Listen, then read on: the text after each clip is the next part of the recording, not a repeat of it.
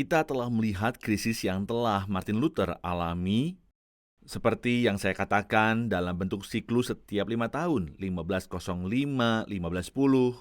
Pagi ini kita akan melihat ke tahun 1515. Saya tidak akan bahas tahun 1520 yang merupakan tahun ia diekskomunikasikan oleh bula kepausan Exsurge Domino, atau krisis besarnya pada tahun 1525 ketika ia bertunangan dengan Katharina van Bora, tetapi itu adalah kisah lain untuk waktu lain. Tapi saya pikir krisis terbesar bagi Luther yang membentuk keseluruhan hidupnya dan benar-benar merupakan motivasi yang memprovokasi keseluruhan reformasi adalah yang ia alami pada tahun 1515. Pada tahun 1507 kita ingat ia ditahbiskan di Erfurt sebagai imam. Pada tahun 1510 ia pergi ke Roma, tetapi selama keseluruhan keberadaannya di Erfurt ia belajar teologi dan studi biblika untuk gelar doktornya. Pada tahun 1510, Frederick Elector Sachsen memulai universitas baru di Wittenberg. Dan ia mencoba untuk mengumpulkan pada tahap awal staf pengajar yang luar biasa. Jadi ia meminjam Luther untuk 2 tahun pengajaran dari Erfurt, dan ia juga membawa Philip Melanchthon sebagai bagian dari staf pengajar itu, dan Karlstadt dan Jonas dan beberapa orang lainnya, apapun itu. Luther mengajar selama 2 tahun dan kemudian kembali ke Erfurt. Ia kembali lagi ke Wittenberg dan mengajar cukup lama tentang Mazmur. Ketika ia menyelesaikan pengajaran itu, ia kemudian mulai mengajar tentang surat Roma pada tahun 1515. Nah, saya memakai tahun 1515, ada berbagai macam perdebatan tentang itu. Beberapa orang mengatakan kejadian ini lebih awal seperti 1512. Beberapa mengatakan lebih kemudian seperti 1519. Sebagian besar ahli menempatkannya di antara tahun 1514 dan 1515. Demi siklus saya tentang krisis 5 tahun, saya akan memakai tahun 1515. Namun, apapun itu, ketika ia sedang mempersiapkan pengajarannya tentang surat Roma, ia membaca sebuah esai dari Santo Agustinus tentang surat itu dan Roh Kudus, yang sebenarnya bukan terutama tentang eksposisi surat Roma, tetapi membahas hal-hal lain. Namun dalam esai khusus itu ada pembahasan singkat yang diberikan Agustinus, di mana ia mengutip sebuah ayat dari Roma pasal pertama. Roma 1 ayat 17. Pada Roma 1 ayat 16, Paulus memulai dengan pernyataannya tentang tidak malu akan Injil Kristus dan seterusnya. Dan ia melanjutkan dengan mengatakan di dalamnya, yaitu di dalam Injil, nyata kebenaran Allah yang bertolak dari iman dan memimpin kepada iman, seperti ada tertulis, orang benar akan hidup oleh iman. Nah, Luther pada awalnya telah berkomentar bahwa dalam seluruh karirnya, ia bergumul dengan berat melawan keseluruhan ide tentang keadilan Allah. Yang ia takuti lebih dari apapun adalah keadilan Allah, yang seharusnya ditakuti oleh setiap manusia lebih dari apapun. Saya telah memperingatkan murid-murid saya, jangan pernah meminta Allah untuk keadilan, Anda mungkin akan mendapatkannya. Jadi, Luther membenci ide tentang keadilan Allah, dan sekarang ia sedang mempersiapkan bahan pengajarannya tentang ayat ini yang membahas tentang pernyataan keadilan atau kebenaran Allah, dan diakhiri dengan pernyataan orang benar akan hidup oleh iman. Dan ketika ia membaca tulisan dari Agustinus ini, Agustinus telah menuliskan bahwa kebenaran Allah yang dibicarakan Paulus dalam Roma 1 bukanlah kebenaran yang mana Allah sendiri adalah benar, melainkan suatu kebenaran yang Allah sediakan bagi orang-orang yang tidak benar. Izinkan saya mengatakannya lagi. Yaitu Agustinus sedang mengatakan bahwa ketika Paulus menulis dalam Roma 1 tentang kebenaran Allah, ia tidak sedang berbicara tentang kebenaran yang melekat pada Allah, kebenaran yang mana Allah sendiri adalah benar, tetapi ia sedang berbicara tentang jenis kebenaran yang berbeda. Suatu kebenaran yang Allah karuniakan dalam anugerahnya kepada mereka yang tidak memilikinya. Di sini kita melihat awal mula pengembangan Luther tentang keseluruhan gagasan mengenai imputasi kebenaran Allah atau kebenaran Kristus kepada orang percaya yang disebabkan oleh iman. Seperti yang akan kita lihat nanti, Paulus menjelaskan dengan luar biasa hal itu dalam sisa suratnya kepada jemaat di Roma.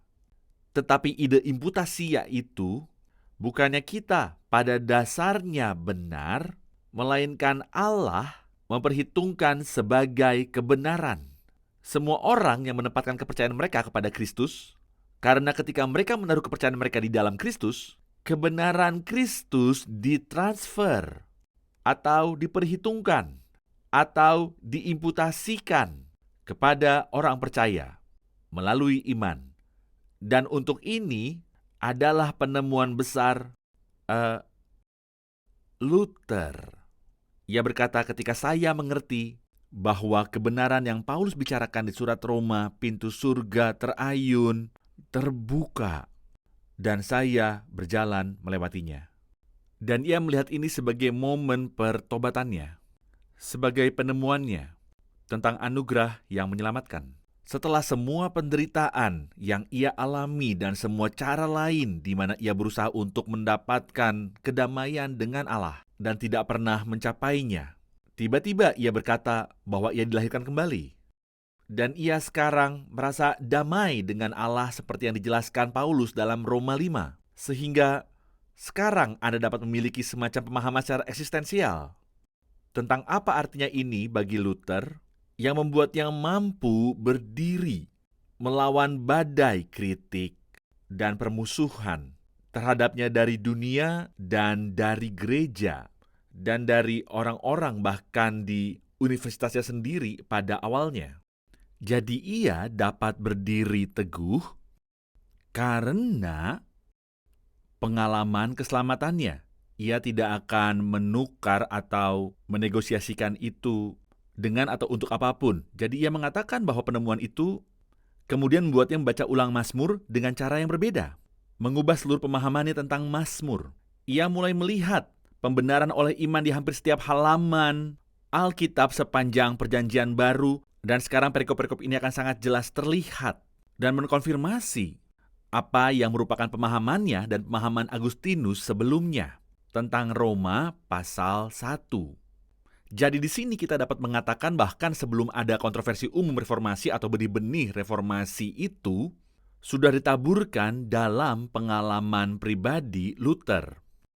Tapi kemudian yang terjadi pada tahun 1517 yang biasanya kita anggap sebagai awal dari reformasi adalah Luther menempelkan 95 dalil itu pada pintu gereja kastil di Wittenberg, yang akarnya adalah kontroversi yang berhubungan dengan penjualan indulgensi. Untuk memahaminya, mari kita luangkan waktu beberapa menit untuk kembali ke sana. Pada tahun 1513, ada seorang pangeran Hohenzollern bernama Albert yang tinggal di provinsi tetangga yang disebut Brandenburg. Dan ia berusia 23 tahun. Ia memiliki kakak laki-laki yang memiliki ambisi besar untuk dinasti Hohenzollern dan untuk keluarga mereka, dan mereka ingin memiliki kuasa dan pengaruh yang lebih besar di seluruh Jerman. Pada tahun 1513, yang terjadi adalah 3 wilayah keuskupan menjadi kosong. Pertama-tama ada Keuskupan Agung Magdeburg, ada Keuskupan Halberstadt, dan yang paling penting Keuskupan Agung Mainz.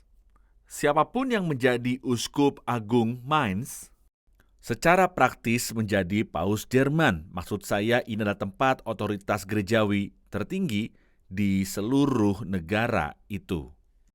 Nah, ide yang saudara laki-laki Albert rancangkan adalah untuk mendapatkan keuskupan-keuskupan itu untuk Albert, supaya ia dapat menjadi Uskup Agung Magdeburg, Uskup Halberstadt, dan Uskup Agung Mainz pada saat yang bersamaan. Dan cara untuk mencapainya adalah dengan membeli jabatan-jabatan ini dari paus. Ingat, saya pernah katakan bahwa kepausan saat itu berada pada salah satu masanya yang paling korup.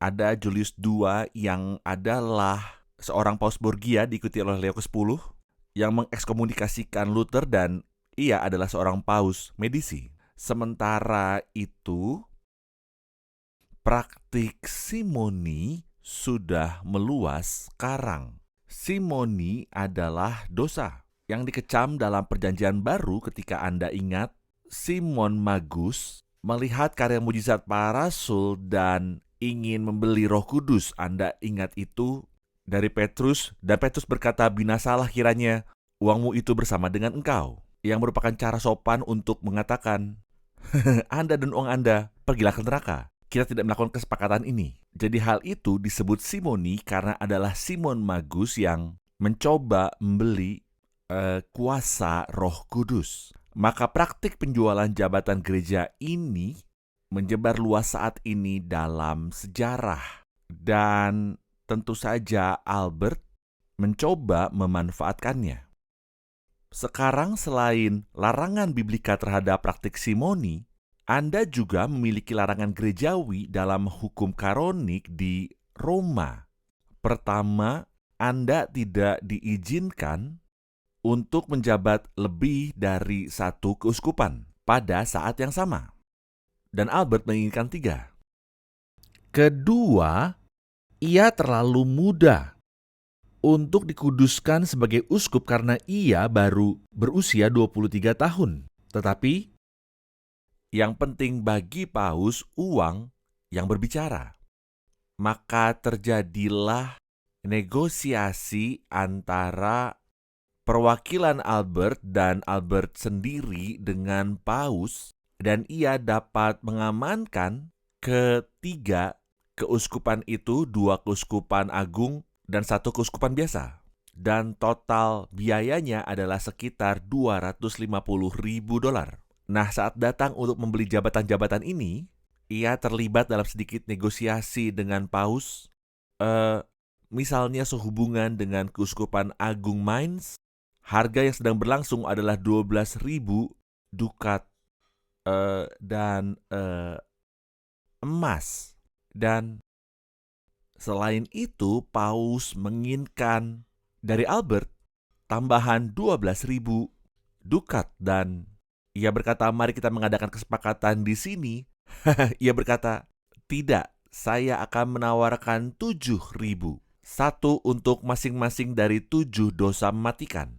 Paus menginginkan 1 untuk setiap murid dengan angka 12. Mereka akhirnya berkompromi dengan 10.000 untuk 10 perintah Allah. Tetapi apapun itu, untuk menyelesaikan kesepakatan besar ini, Albert harus meminjam uang. Dan bank besar pada waktu itu adalah Fuggers di Jerman. Jadi Fuggers menengahi kesepakatan antara Albert dan paus ini. jadi uang diberikan kepada Albert, kemudian diberikan kepada kepausan untuk mendapatkan kepausan-kepausan ini. Dan dengan demikian, paus membuat perjanjian dengan Fuggers untuk mengumpulkan uang guna membayar keuskupan ini. Oke? Nah, untuk dapat melakukan ini, inilah bagaimana program indulgensi yang diwakili oleh Johann Tetzel dimulai. Selama berabad-abad, Gereja Katolik Roma telah memiliki konsep indulgensi ini yang terus berkembang dalam penerapannya untuk membantu orang mengurangi waktu di api penyucian atau langsung keluar dari api penyucian untuk memiliki indulgensi yang menyeluruh, yang menutupi semua dosa mereka sekarang dan selamanya. Ini dikaitkan dengan sakramen tobat yang akan saya jelaskan sedikit nanti. Tindakan penitensi yang harus dilakukan seseorang, dengan kata lain, agar dikembalikan pada iman yang menyelamatkan. Di antara tindakan penitensi itu ada disiplin sederhana, biasa seperti mengucapkan berapa kali Bapa Kami, berapa kali Salam Maria, seperti yang kita lihat dalam Luther. Dalam ziarahnya ke Roma, lakukan untuk mendapatkan indulgensi yang terkait dengan tangga suci di sana, di gereja Lateran. Nah sekarang, hal ini telah diperluas untuk mencakupi sedekah. bahwa pemberian sedekah akan membantu seseorang dikembalikan ke posisi dalam anugerah. Sekali lagi saya akan menjabarkannya nanti. Namun, untuk saat ini, gereja dalam rangka menggalang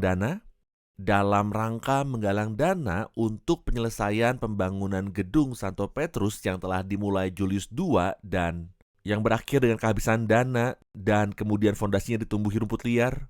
Kini Leo ke-10 ingin menyelesaikan proyek besar itu. Jadi ia mengizinkan distribusi indulgensi untuk dijual. Nah, idenya adalah agar seseorang memberi sedekah dan dapat dihitung sebagai tindakan penitensi itu.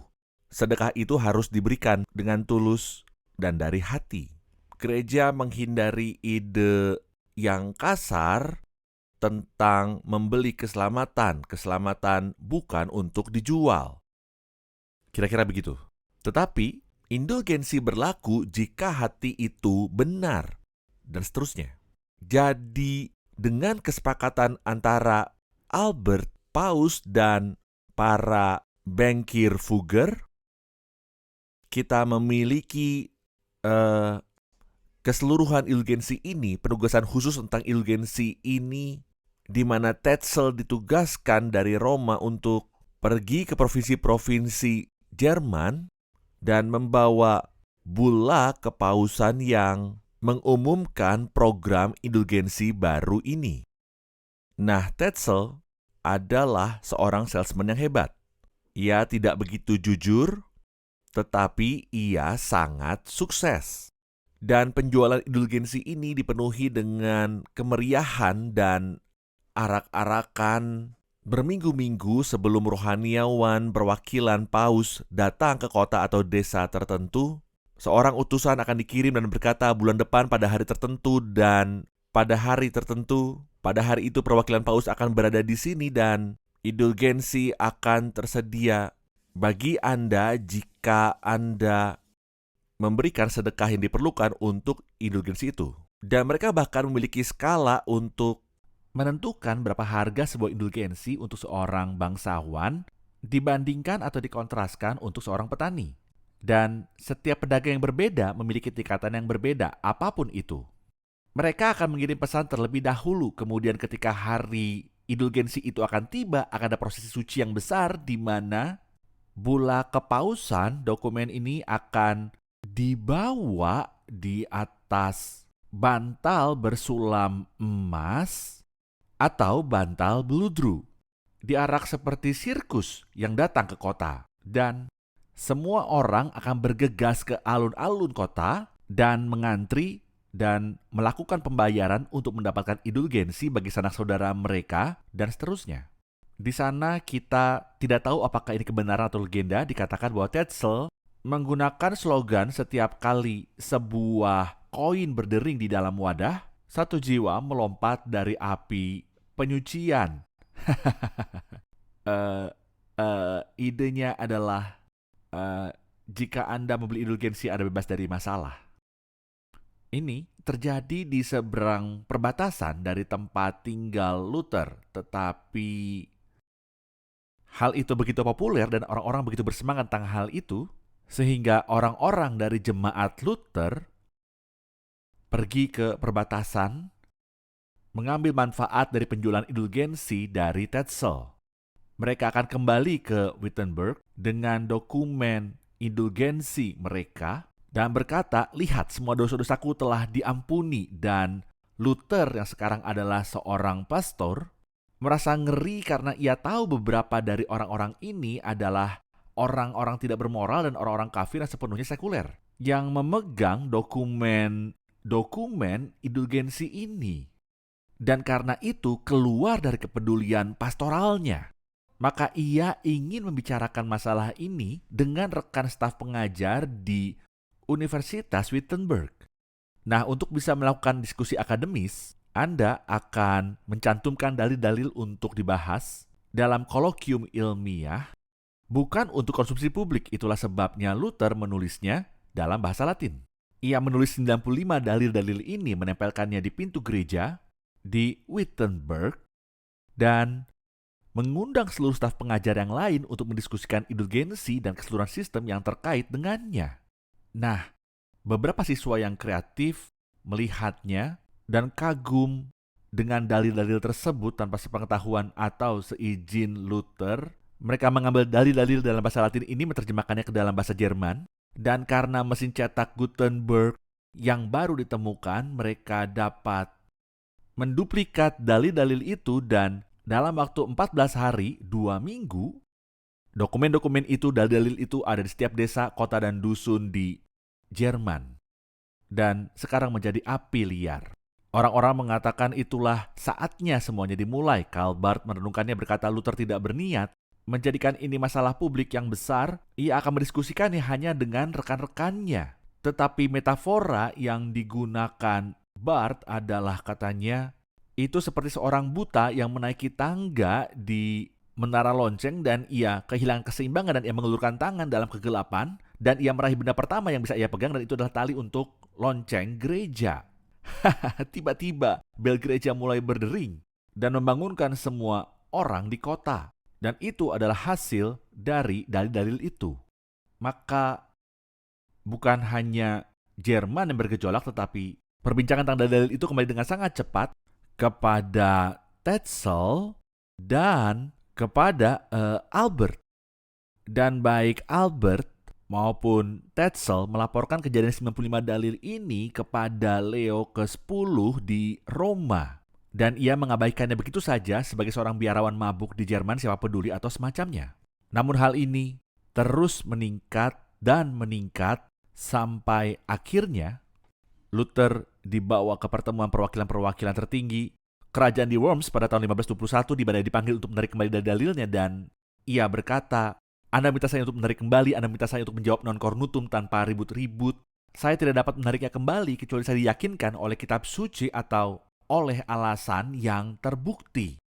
Saya tidak dapat menarik kembali karena hati nurani saya telah ditawan oleh firman Allah dan bertindak melawan hati nurani bukanlah hal yang benar atau aman. Di sini saya berdiri, saya tidak bisa melakukan hal yang lain, Allah kiranya menolong saya. Dan selanjutnya seperti yang kita katakan adalah sejarah. Nah, dalam sesi berikutnya, apa yang saya ingin kita lakukan adalah melihat latar belakang dari keseluruhan sistem. Dari pandangan Katolik Roma tentang pembenaran untuk memahami bagaimana hal ini memuncak pada kontroversi indulgensi, dan saya pikir cara terbaik untuk memahami doktrin pembenaran Protestan atau Reform ini adalah secara historis dan dengan membandingkannya dengan latar belakang pandangan Katolik Roma. Jadi jika Allah berkenan, kita akan membahas di pertemuan berikut.